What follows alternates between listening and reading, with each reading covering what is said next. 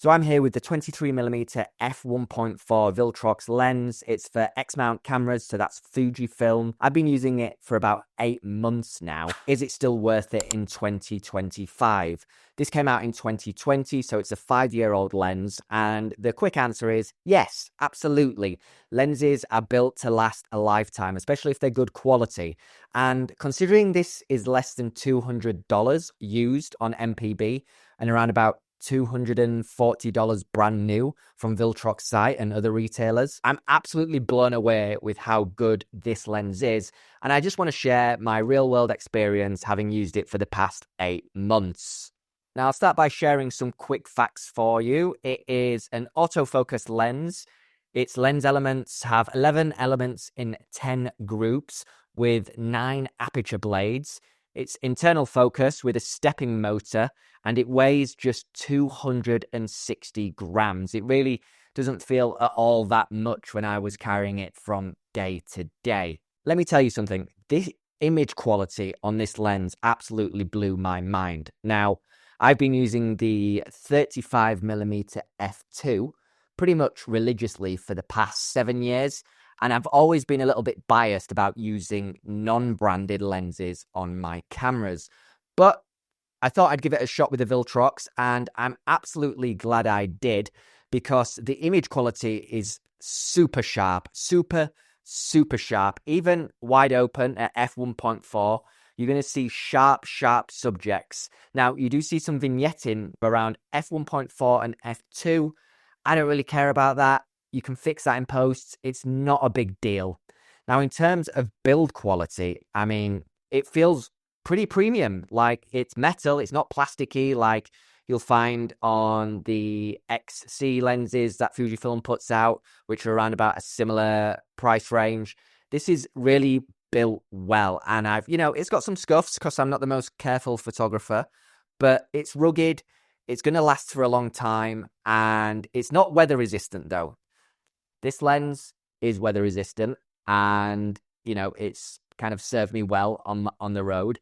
I'm yet to have a problem with this. I have used it in light rain, and it's still working fine, no problems. I've got no dust in it. It doesn't seem to have any mold or anything like that in the lens. Everything is clean and crisp when using it. I just wanted to make this quick review because at the end of the day, we're being asked to, for example, the equivalent of this now is the Fujifilm 23mm f1.4 Mark II, which comes in at around about $900. Don't get me wrong, that is a fantastic lens. I have tested it.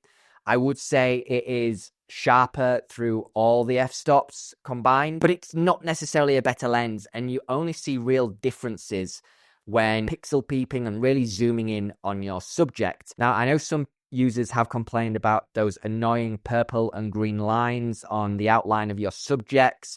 You can fix this in post. I've not actually experienced it with this lens. I've not experienced it once.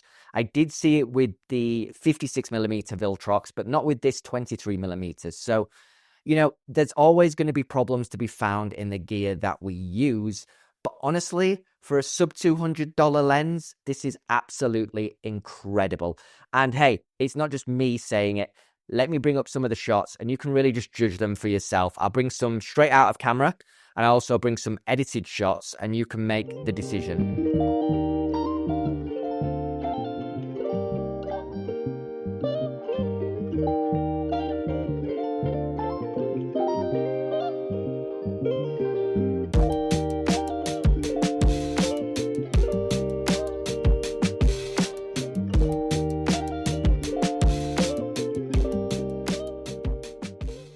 There's not really much all to say. This is a 5-minute review. The Viltrox 23mm f1.4 for Fujifilm. Let me show you what it looks like on the camera. So that's how it's looking on the camera. I think it looks absolutely wonderful. There's one thing which is worth noting. It's a clickless aperture. Now, I know a lot of people, they like the ASMR, they like that tingling feeling they get when they get the clicks of the lens. You're not going to get that on this. And at first I thought, I'm going to miss it. But the truth is, I don't. It still feels really kind of robust when I'm moving through the apertures. It doesn't move at all unless I move it myself. And again, it's just a really well-built lens, and Viltrox deserves a lot of credit for what it's doing right now. So if you kind of are on the fence, or you, like me, discriminate against third-party budget lenses, I say give this a go, and I think, in fact, I'm sure you'll be impressed with the results. This was my 5-minute Viltrox 23mm f1.4 review. If you liked it, please hit a like. Also, do subscribe and let me know what you thought in the comments. Until next time, I'm Dan, this is M Frames, and I'm off to make some pictures. See ya.